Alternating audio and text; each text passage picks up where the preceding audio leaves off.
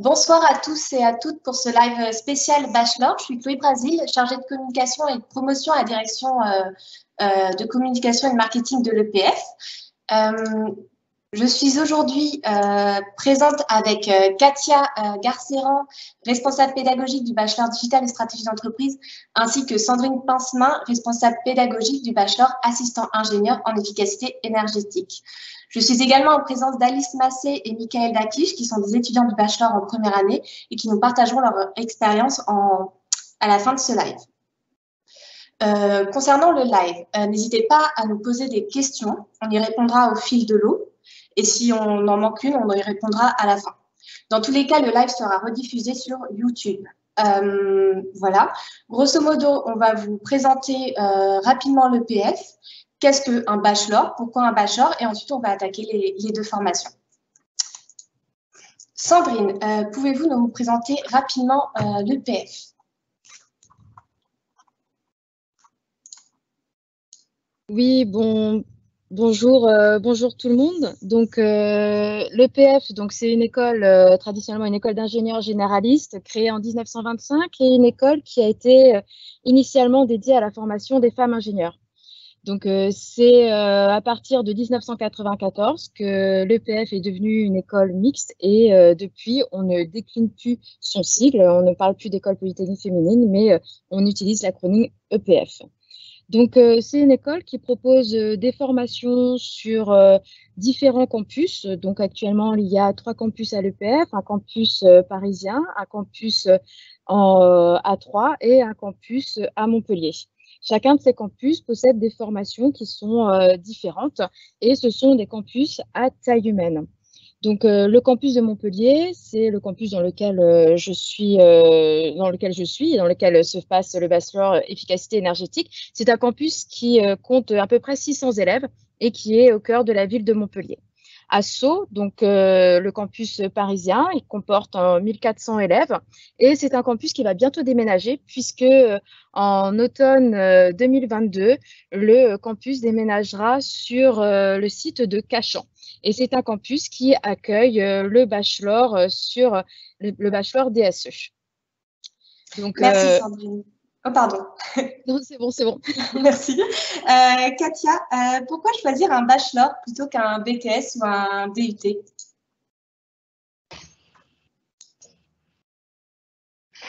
Alors, bonsoir à tous. Donc, pourquoi choisir un bachelor plutôt qu'un BTS et un BUT ou un bachelor en école de commerce? Alors, pour tout vous dire, là, les bachelors qu'on vous présente ce soir sont des bachelors en ingénierie, donc qui sont différents des bachelors universitaires de technologie, donc qui s'appellent BUT, et qui sont nouveaux parce qu'ils apparaissent à la rentrée 2021, et ils sont également différents des bachelors en école de commerce. Alors, je reviens sur les différents types de formations, donc dites courtes, mais quand je parle de ces formations courtes, il s'agit bien de formations qui ont pour vocation de proposer à l'issue de ces formations, des diplômés qui sont capables de s'insérer directement sur le marché de l'emploi. Donc, parmi ces formations courtes, qu'est-ce qu'on trouve? On trouve des BTS. Donc, les BTS ont des formations en 2 ans, donc qui dispensent un enseignement très spécialisé et qui ciblent en priorité les lycéens issus de bac pro. En général, que font ces étudiants à la suite du BTS? Une partie d'entre eux, disons, s'orientent vers une licence professionnelle. Alors, je reviens un petit peu sur… Donc, à côté des BTS, qui donnent un niveau bac plus 2, on trouve parmi les formations courtes des bachelors. Donc, il existe depuis un certain nombre d'années aujourd'hui des bachelors en école de commerce. Donc, ces bachelors, il faut comprendre que quand on parle de bachelor, on parle de formation bac plus 3 à vocation professionnalisante. Ça veut dire qu'au bout de 3 ans, l'étudiant qui est diplômé est censé pouvoir s'insérer sans difficulté sur le marché du travail. Donc, les bachelors en école de commerce, elles, proposent des enseignements essentiellement en sciences du management. À côté de ça, donc, à partir de la rentrée 2021, les bachelors universitaires de technologie qui sont dispensés au sein d'IUT, eux, voilà, ont un environnement universitaire. Et nous, ce que nous proposons ici à l'EPF, ce sont des bachelors en ingénierie qui se font en école d'ingénieur. Alors, pourquoi faire un bachelor en ingénierie en école d'ingénieur? pour plusieurs raisons. L'étudiant qui va intégrer donc un bachelor en ingénierie à l'EPF va pouvoir bénéficier de tous les services qui sont disponibles donc, au sein d'une école d'ingénieurs, à savoir le service des stages pour l'aider à trouver un stage, un service d'insertion professionnelle qui va l'aider à s'insérer sur le marché de l'emploi en l'aidant à créer son CV, un service international qui va lui permettre de trouver un stage à l'international. L'étudiant qui va intégrer un bachelor en ingénieur à l'EPF, il va bénéficier de quoi aussi? Il va bénéficier donc, du réseau du réseau alumni, qui est quand même assez conséquent avec toute la filière généraliste, notamment. Et il va aussi pouvoir bénéficier de l'important réseau d'entreprises partenaires de l'EPF. Donc voilà. Merci Katia. Sandrine, rapidement, pouvez-vous nous dire quels sont les profils que vous recherchez pour le bachelor efficacité énergétique? Alors, les profils que l'on va rechercher pour ces bachelors, et notamment pour le bachelor efficacité énergétique, ce sont des profils scientifiques à la base, et ce sont déjà des personnalités que l'on va rechercher. On cherche des étudiants qui sont ouverts, curieux, qui vont être motivés, des étudiants qui ont donc cette appétence pour les sciences et qui vont avoir une ouverture, par exemple dans le cadre du bachelor efficacité énergétique, une ouverture autour des énergies renouvelables, du bâtiment, donc tout ce qui va être autour de la transition énergétique. Des étudiants aussi qui sont soucieux de l'environnement sont des profils qui vont nous intéresser au sein de cette formation, puisque c'est ce que l'on veut mettre en place pour avoir des futurs assistants ingénieurs dans le domaine de l'efficacité énergétique. D'un point de vue niveau académique, on a des profils qui vont être assez variés. Hein. On peut avoir des étudiants de formation STI 2D, des formations de formation STL ou des étudiants aussi issus de Bac Pro présentant là un excellent dossier. Dans tous les cas, des élèves de terminale avec un profil scientifique sont les profils qui vont vraiment nous intéresser pour ces bachelors. Merci beaucoup. Et de votre côté, Katia? Alors voilà, je vais reprendre les termes de Sandrine. Hein. On cherche vraiment des étudiants qui sont intéressés par la technique. Pour le bachelor digital et stratégie d'entreprise, je rajouterai qu'il faut qu'ils soient quand même intéressés et attirés du moins par tout ce qui est numérique. Hein. Donc, pas forcément le développement, mais aussi le développement, enfin l'utilisation d'outils numériques dans un sens plus large. Et en particulier pour le bachelor digital et stratégie d'entreprise, il faut qu'il soit aussi intéressé par le management et l'ingénierie. Donc le management, qu'est-ce qu'il y a derrière le management? Il y a tout ce qui est technique de vente, marketing, gestion de projet, etc. Et ce qu'on met derrière le mot d'ingénierie, c'est être intéressé par tout ce qui est technologique, produits technologiques. Donc voilà, la physique dans un sens le plus large. Très bien. Katia, pouvez-vous nous présenter maintenant le bachelor digital et stratégie d'entreprise? Alors, je vais vous parler un petit peu donc de la genèse un petit peu de ce bachelor digital et stratégie d'entreprise. Hein. Donc, à la base de ce bachelor, on trouve le produit technologique. Donc, le produit technologique, il a un cycle de vie. Alors, c'est quoi le cycle de vie d'un produit? C'est une succession d'étapes que l'on va devoir traverser, hein, et on va partir de la naissance de l'idée, de l'analyse du besoin et de la naissance de l'idée, du produit, sa prospection, sa conception, pour arriver jusqu'à la mort du produit, entre guillemets, c'est-à-dire son recyclage. Et donc en passant bien sûr par une étape de production, une étape de commercialisation. Et bien tout au long de ce cycle de vie du produit, un nombre incalculable de données est collecté avec des moyens divers et variés. Hein. Ça peut être des questionnaires, des données collectées sur Internet, des données issues de capteurs hein, sur les produits eux-mêmes. Donc voilà, tout au long du cycle de vie du produit, des données sont collectées. Et bien aujourd'hui, donc ces données qui arrivent de façon massive sur nos ordinateurs, on est en capacité de les stocker et on est en capacité aussi de les traiter. Qu'est-ce qu'on fait de cette information, de ces données qui arrivent massivement sur nos ordinateurs. C'est pour ça qu'on parle de données massives, hein. Vous avez tous entendu parler du big data. Eh bien, aujourd'hui, les entreprises utilisent ces données pour en tirer une valeur ajoutée, bien évidemment, et des prises ils en font des outils de décision. À partir de ces données-là, donc, l'idée, c'est que les entreprises, elles orientent leur stratégie de façon continuelle. D'où d'où l'intitulé stratégie d'entreprise. Comment est-ce que l'entreprise est capable de collecter la donnée et d'en faire un outil à la décision et d'orienter ainsi son fonctionnement. Donc, du coup, pour accompagner ce qu'on appelle la transformation digitale de l'entreprise, hein, le fait qu'elle intègre de plus en plus les données dans son processus de décision, eh bien, le bachelor digital et stratégie d'entreprise propose de former donc, des assistants ingénieurs au niveau de Bac plus 3, ayant une double compétence. Donc, on parle du profil hybride. Donc, qu'est-ce que c'est que cette double compétence? Ça va être à la fois une compétence numérique.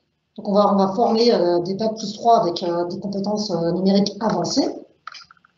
Mais on veut également que le futur assistant ingénieur possède des compétences métiers. Alors, qu'est-ce que ça va être les compétences métiers dans le cadre du bachelor digital et stratégie d'entreprise? Ça va être toutes les compétences métiers que l'on va retrouver tout au long du cycle de vie du produit, à savoir notamment des compétences en marketing digital, en marketing, en technique de vente d'un côté, et puis d'un autre côté, on va leur donner des compétences plus en regard au niveau de la maintenance des produits industriels, au niveau du suivi de production et de la supply chain. Et bien évidemment, sans oublier la compétence fondamentale qui est la compréhension du produit technologique lui-même. De cette façon, en première année, dans le bachelor DSE, la première année a pour vocation de donner un socle scientifique et technologique aux étudiants pour qu'ils comprennent le fonctionnement global d'un produit technologique. En deuxième année, on met vraiment un gros focus sur les compétences numériques pour tous les étudiants. Et en troisième année, ils auront le droit de choisir entre deux options.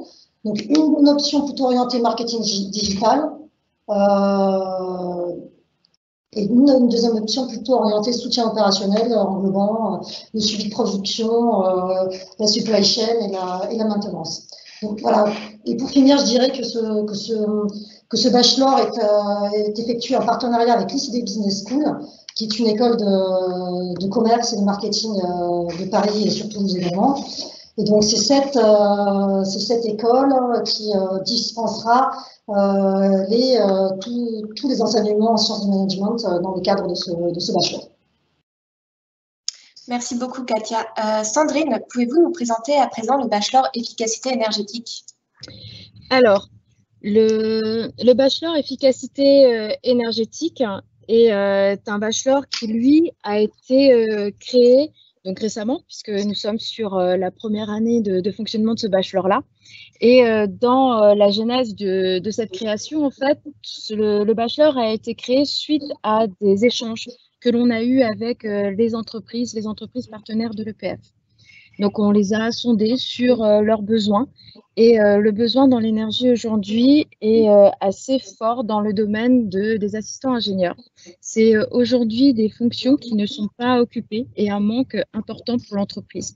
On a donc créé ce bachelor efficacité énergétique pour répondre aux besoins des entreprises sur le long terme et apporter justement des formations à des étudiants qui puissent être techniques, puisqu'on est sur une formation à fort application technique dans le domaine de l'énergie, de l'efficacité énergétique et du bâtiment.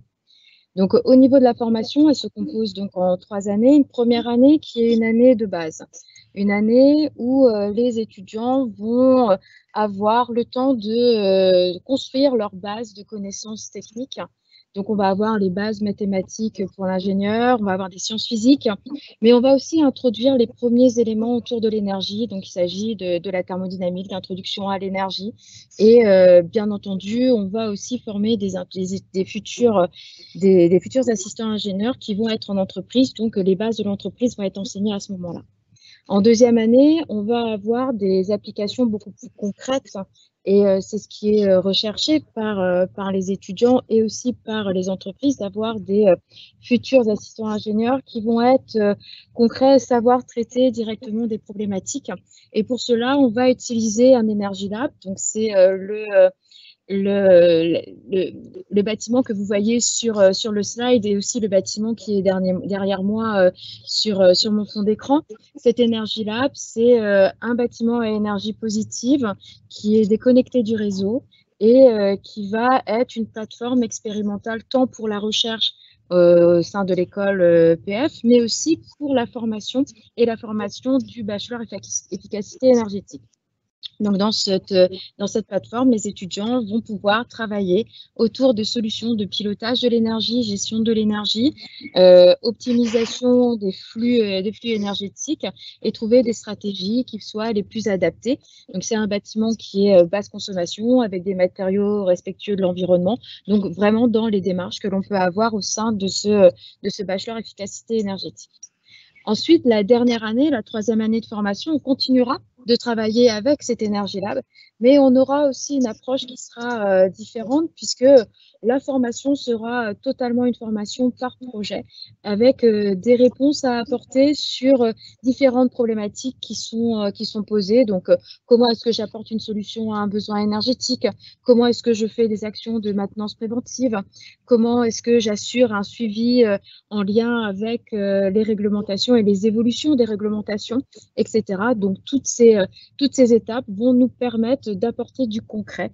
Et ces étapes ne seront faites qu'avec les partenariats des entreprises que l'on développe. En effet, tous ces projets sur lesquels on va faire travailler les étudiants sont des projets qui seront vraiment connectés avec les problématiques de l'entreprise, d'où une troisième année qui se fera en alternance dans cette formation. Merci beaucoup, Sandrine. Donc, on a eu une question qu'on va aborder maintenant. C'est notamment les temps forts et spécificités du bachelor. Est-ce que vous pouvez nous parler notamment des stages et de l'alternance et du côté professionnalisant de ce bachelor? Oui, alors dans le cadre du bachelor efficacité énergétique, la dernière année se fait en alternance pour justement renforcer ce côté professionnel. Mais avant d'aller sur cette année d'alternance, il y a déjà des contacts qui seront pris avec l'entreprise. Les intervenants qui seront intervenants au sein du bachelor sont aussi des personnes du terrain, des gens de l'entreprise qui viendront proposer leurs projets, mais aussi donner des cours ou des travaux pratiques à nos étudiants. Pour avoir aussi un côté très pratique, on ira régulièrement sur site visiter des installations techniques et échanger avec les personnes qui s'occupent de ces installations techniques dans la ville de Montpellier. On a des partenariats avec différentes entreprises. Ça nous permettra de varier au fur et à mesure des années les visites techniques. Enfin, à Montpellier, il y a un salon qui s'appelle le Salon Energaia, qui est un salon autour des énergies renouvelables et du bâtiment, qui a lieu en ce moment de façon distancielle, mais c'est un salon qui nous permet de régulièrement voir les entreprises, de rencontrer, d'échanger. Et tous les ans, donc les étudiants du bachelor se rendront sur ce salon-là, où le PF a son stand. Et donc, ils iront rencontrer les entreprises, assister à des conférences, et ils seront toujours connectés avec les problématiques de terrain. Enfin, en plus de ce côté professionnel et lien avec les professionnels de terrain, on a aussi une approche internationale qui est faite au niveau de ce bachelor avec un échange de 3 mois qui est fait avec l'université de Fès, qui possède donc des formations dans le domaine de l'efficacité énergétique et des énergies renouvelables, du bâtiment. Donc, c'est avec ces partenaires-là que l'on va travailler pendant 3 mois et nos étudiants iront pendant cette période suivre des cours et travailler avec des étudiants de cette formation qui, eux, viennent d'un petit peu partout. Donc, ça sera assez riche pour eux en termes d'échanges. Merci beaucoup, Sandrine. Du côté de Katia, maintenant, pouvez-vous nous en dire plus sur, notamment, de votre côté, c'est plutôt l'apprentissage. Et ensuite, on parlera notamment de la facilité à trouver des stages. C'est une question qui vient de nous être posée. Oui, j'ai vu. Alors, en ce qui concerne donc, le bachelor digital et stratégie d'entreprise, donc, comme pour le bachelor efficacité énergétique, on va travailler beaucoup en mode projet, avec notamment 2 grands projets numériques en deuxième année. Un qui va être orienté plutôt en marketing digital et l'autre plutôt en soutien opérationnel.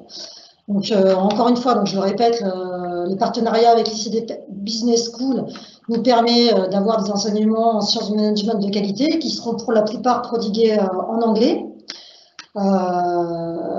Donc, l'approche transversale, c'est le fait de donner non seulement une compétence en numérique à tous les étudiants, mais également une compréhension du produit technologique et une compréhension du cycle de vie du produit, donc de sa naissance jusqu'à sa fabrication et jusqu'à son recyclage, pardon. Donc, pour revenir un petit peu avec les relations avec les entreprises, nous, l'apprentissage, donc pour le bachelor digital et stratégie d'entreprise, il commence dès la deuxième année.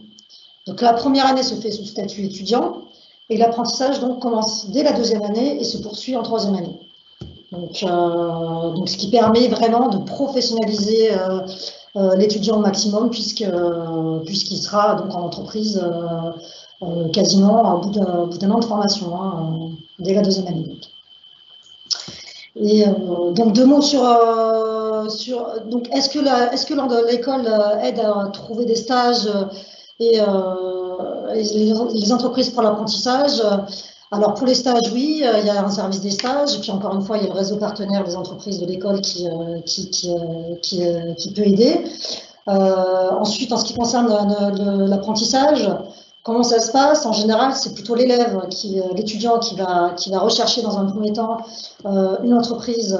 Donc, il faut savoir que les entreprises, enfin, les plus grosses d'entre elles, dans tous les cas, publient régulièrement des offres d'apprentissage sur leur site web. Donc, les étudiants peuvent, de cette façon, prendre contact avec des entreprises et puis trouver par ce biais-là, en répondant à ces offres d'apprentissage, en passant un entretien, en réussissant l'entretien, trouver donc une entreprise pour l'apprentissage. Si éventuellement l'élève rencontre certaines difficultés pour trouver son entreprise donc pour l'apprentissage, le CFA partenaire donc de l'école peut aider, le cas échéant, l'étudiant à trouver une entreprise pour la deuxième et la troisième année. D'accord, merci. J'imagine, Sandrine, c'est pareil de votre côté? Oui, c'est pareil de notre côté. Il y a une aide qui est apportée aux étudiants et quel que soit le stage, c'est une aide où on sollicite les entreprises partenaires pour voir s'ils ont des besoins et on définit aussi avec les étudiants leurs projets professionnels pour vraiment les aider à trouver le stage qui puisse être le plus adapté pour eux en lien avec la formation, bien entendu. Très bien, merci. Katia, maintenant, pouvez-vous nous en dire plus sur les métiers pouvant être exercés à l'issue du bachelor digital et stratégie d'entreprise?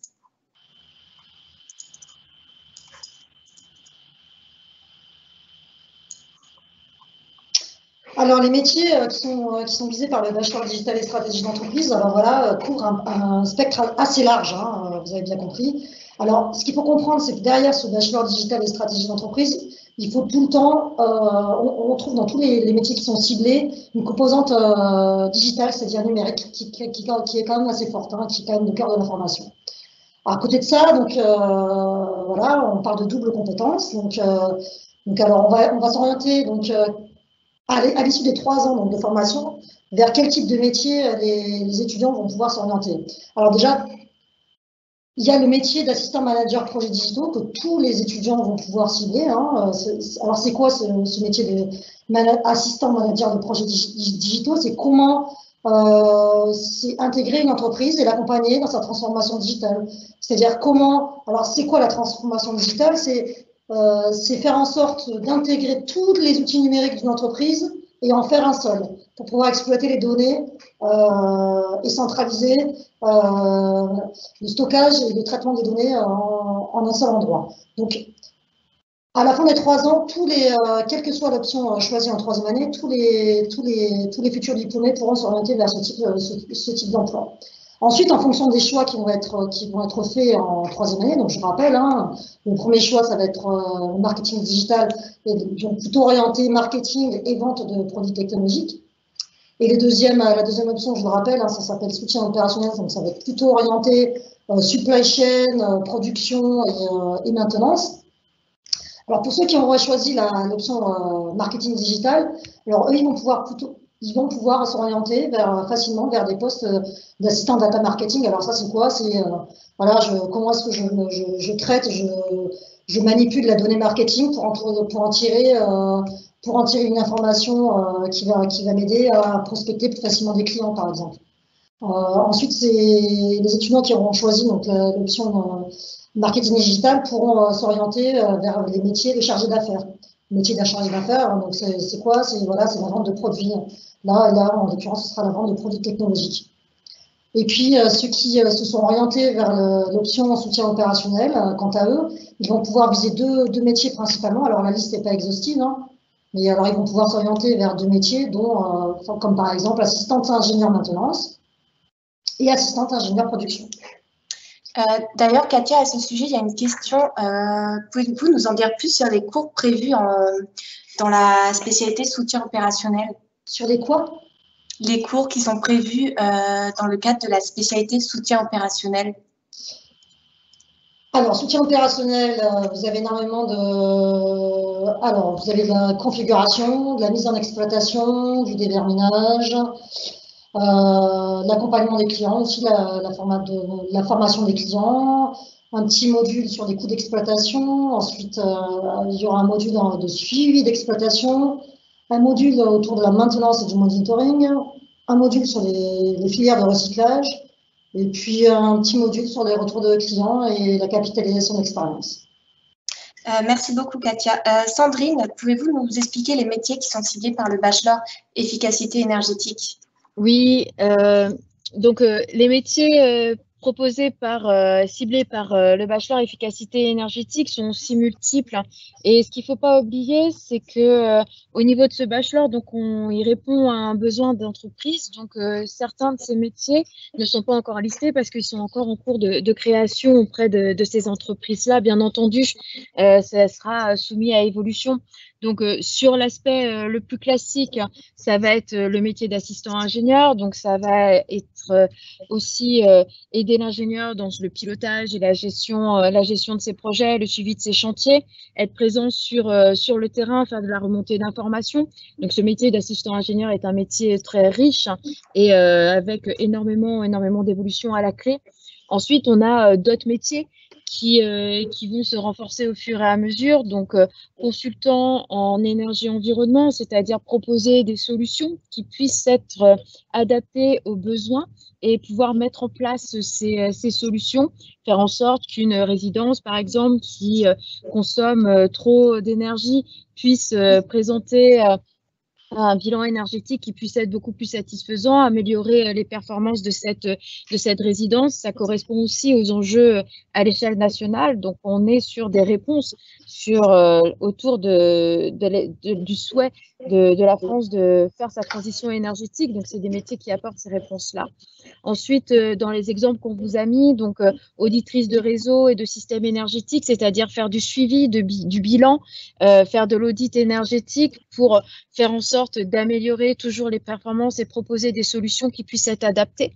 Gestionnaire, superviseur, ordonnanceur de réseau, donc c'est aussi prendre en compte les informations et la donnée et faire en sorte que cette donnée numérique, on puisse l'interpréter d'un point de vue énergétique et trouver de nouveau les solutions qui puissent être adaptées en réponse à des cahiers des charges qui sont définis en amont. Donc voilà, des métiers qui sont assez vastes, assez riches, avec plusieurs secteurs d'application, des secteurs comme les énergies renouvelables, qui est un secteur en fort développement, ainsi que le bâtiment et tous les enjeux autour des réglementations environnementales qui sont associées. Voilà. Merci beaucoup. Et Sandrine, pouvez-vous nous en dire plus concernant l'insertion professionnelle? Alors, l'insertion professionnelle, donc c'est une insertion qui va normalement se passer sans aucun problème, puisque dans cette formation, comme je l'ai dit précédemment, c'est une formation qui a été définie en lien avec des entreprises. On a sondé plus d'une quarantaine d'entreprises qui nous ont aidé à définir cette formation, donc des entreprises issues de différents secteurs.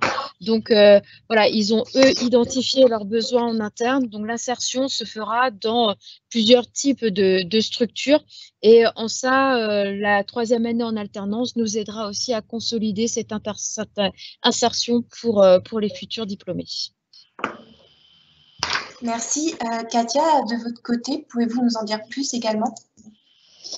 Alors en général, donc à la sortie du bachelor digital et stratégie d'entreprise, donc je pense vraiment honnêtement que les futurs diplômés pourront s'insérer facilement dans le marché de l'emploi. Pourquoi?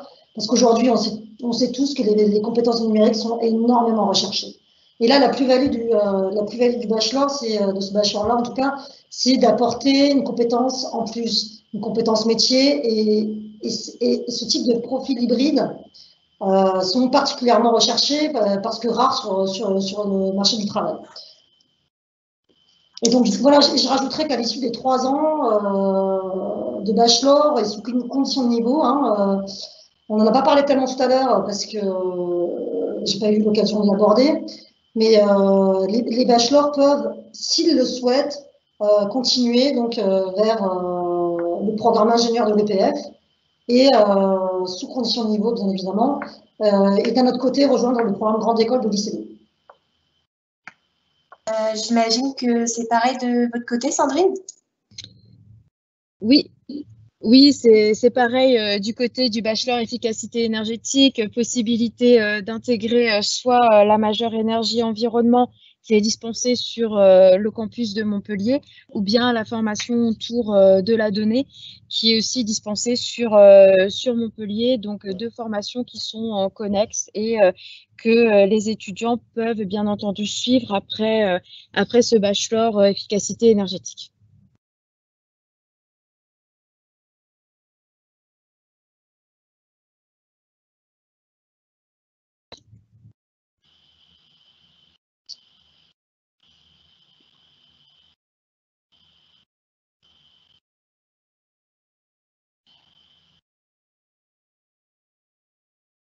Je m'excuse, mon micro était coupé.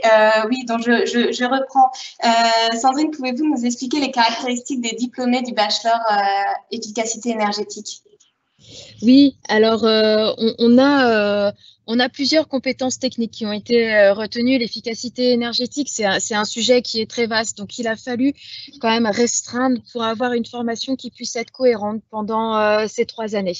Donc dans les compétences techniques que nous avons choisies, on est sur 4 thèmes principaux. Donc la connaissance des technologies et des systèmes d'énergie renouvelable, donc connaître les systèmes, connaître comment est-ce qu'on produit de la chaleur, du froid, de l'électricité à base des énergies renouvelables, mais on va bien entendu aussi aborder les aspects production de façon conventionnelle. Ensuite, une fois qu'on a produit l'énergie, il faut bien réussir à faire en sorte que cette énergie puisse être utilisée. Et pour ça, on doit connaître nos systèmes, superviser les systèmes, c'est-à-dire utiliser la donnée pour voir si l'information qui sort du système, elle est adaptée. Ces informations, elles sont aujourd'hui multiples. On a tous aujourd'hui la capacité d'avoir plein de données partout, sur tout et n'importe quoi. Et donc, il va falloir aussi que les étudiants du bachelor efficacité énergétique sachent quelles données prendre, donc superviser, mais de façon adaptée, et ensuite traiter cette donnée-là. Donc, traiter cette donnée, c'est avoir les méthodes de calcul, donc utiliser les mathématiques et notamment les statistiques de façon adaptée, faire un petit peu de data science pour pouvoir identifier un problème en traitant cette donnée afin d'éviter que le système soit défaillant, mais au contraire améliorer son système, et donc ce qui nous amène à un pilotage du système. Et lorsque l'on connaît bien son système, lorsqu'on le pilote bien, on est aussi en mesure de faire en sorte que ce système ait une meilleure durée dans le temps. Donc, on peut avec ce pilotage adapté, faire en sorte que ce système, il ait une maintenance qui soit adaptée, une maintenance qui puisse être préventive afin d'éviter les incidents et justement une rupture de cette production d'énergie, que ce soit donc sur la production de chaleur, de froid ou d'électricité, si on est sur les systèmes énergétiques, ou bien au niveau de l'usage de cette énergie, donc dans les bâtiments et différents types de bâtiments. Enfin, au niveau de ce bachelor, comme on l'a dit précédemment, on forme des futures personnes qui vont être en entreprise. Donc, il est nécessaire de connaître les codes de l'entreprise, de se connaître les secteurs dans lesquels on travaille, de connaître les acteurs, de connaître aussi le cadre juridique, de savoir s'insérer en entreprise. Donc, non seulement on travaille sur les compétences techniques, mais on travaille aussi sur tout ce qui va être de savoir-être, comment se comporter en entreprise, savoir se positionner en entreprise.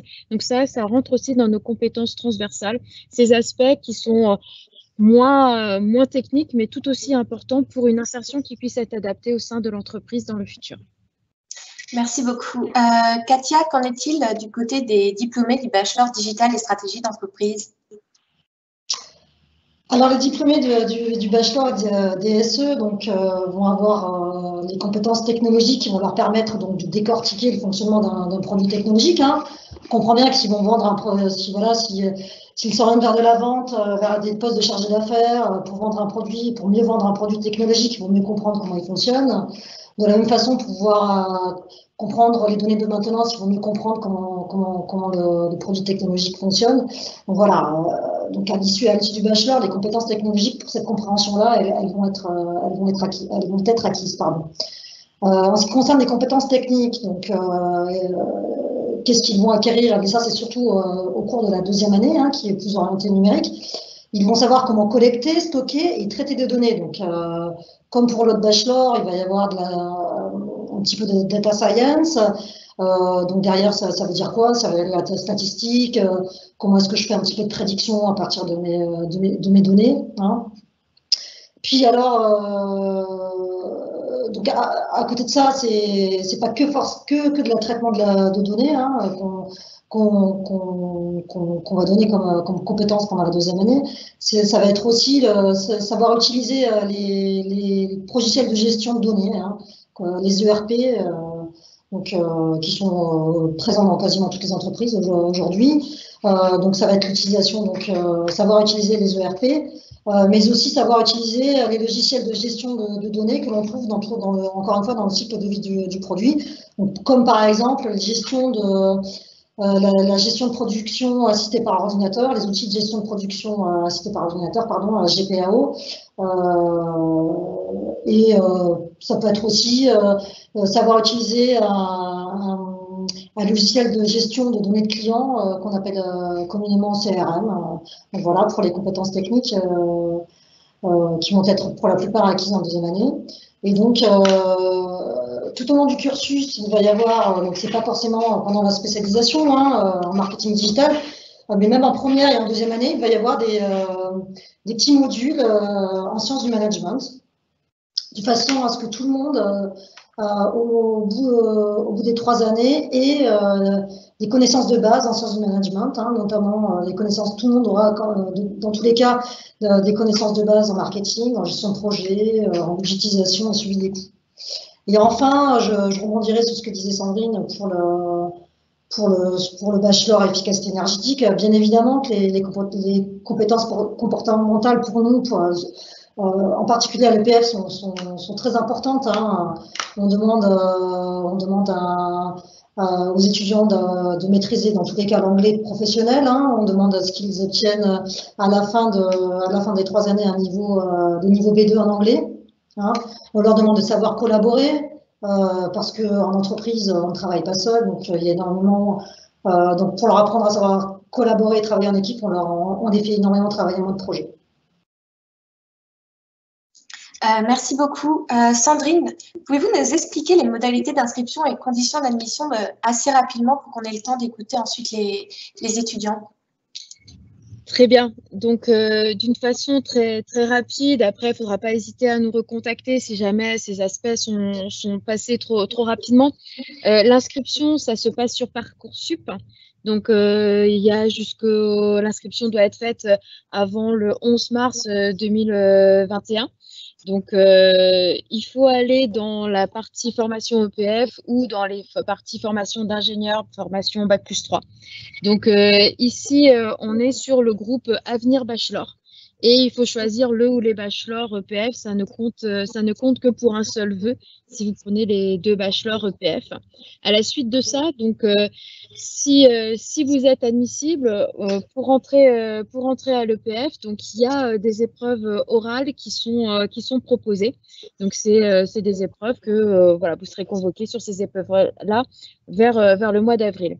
Au niveau des places, donc les places disponibles. Donc, il y a 40 places pour le majeur digital et stratégie d'entreprise et 20 places pour le bachelor assistant ingénieur en efficacité énergétique. Au niveau des candidats, c'est ouvert donc au terminal et spécialité scientifique et voilà, STI 2D, STL ou Bac Pro avec très bon dossier.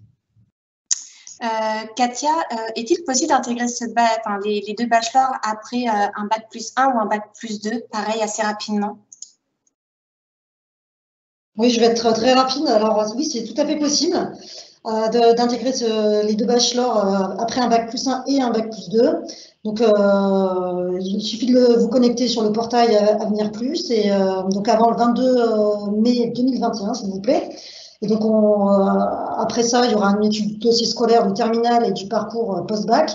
Et si vous êtes admissible, vous aurez droit à un entretien de motivation. Très bien. Je viens d'avoir une question, pareil, assez rapidement. Comment faire pour trouver un stage à l'étranger lors de la première année du bachelor digital et stratégie d'entreprise, vu qu'il y a une expérience internationale de ma compréhension? Alors, le service international vous met en relation avec l'étranger et le service des stages peut également vous aider à contacter des entreprises à l'étranger également. Merci beaucoup. Et une autre question, j'invite Sandrine à y répondre. Quels sont les prérequis pour intégrer les 2 bachelors école EPF? Alors, les prérequis, c'est d'avoir déjà une appétence pour les sciences.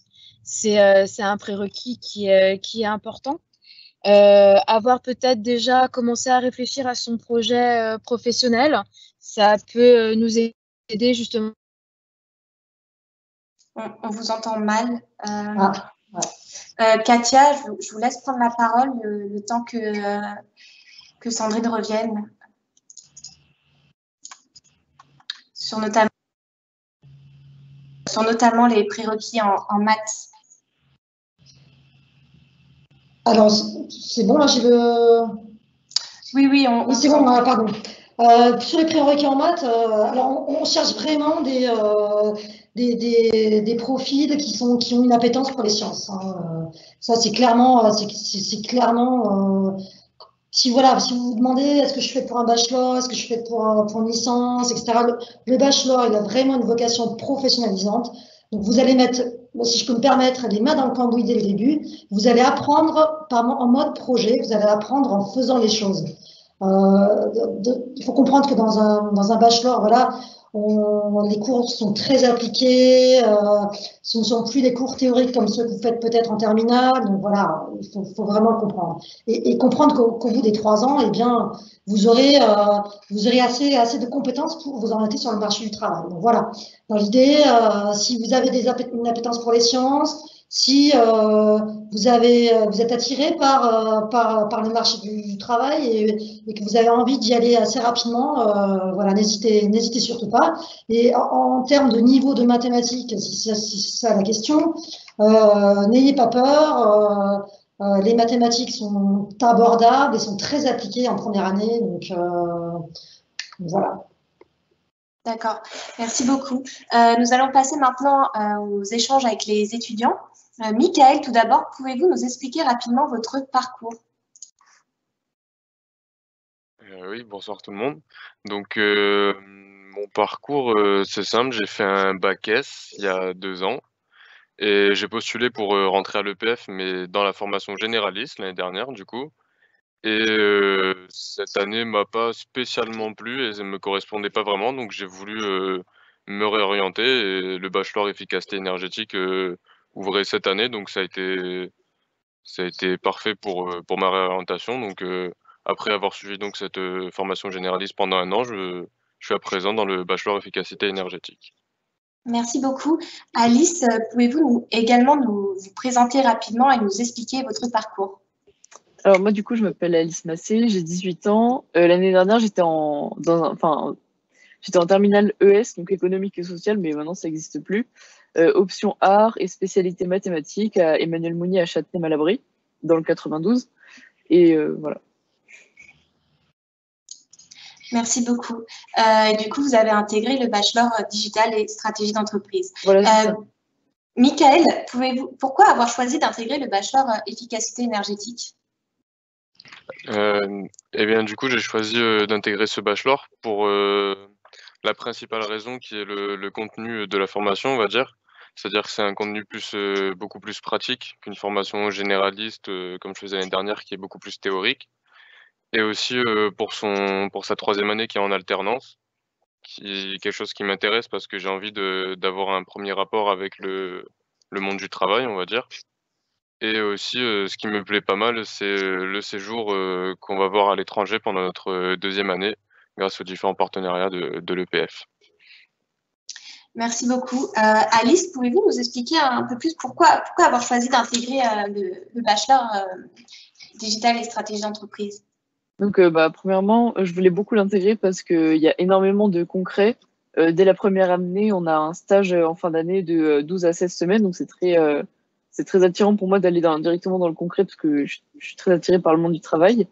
Ensuite, en 2e année, on a un semestre à l'international et j'ai toujours rêvé de faire au moins une partie de mes études à l'étranger, donc c'est encore mieux. Et en 3e année, on est en alternance, alors c'est vraiment très concret comme je l'ai déjà dit. Et aussi, on voit que quand on voit quelque chose juste en cours, juste derrière, il y a vraiment tout de suite de la pratique et du coup, ça permet que ce soit vraiment clair.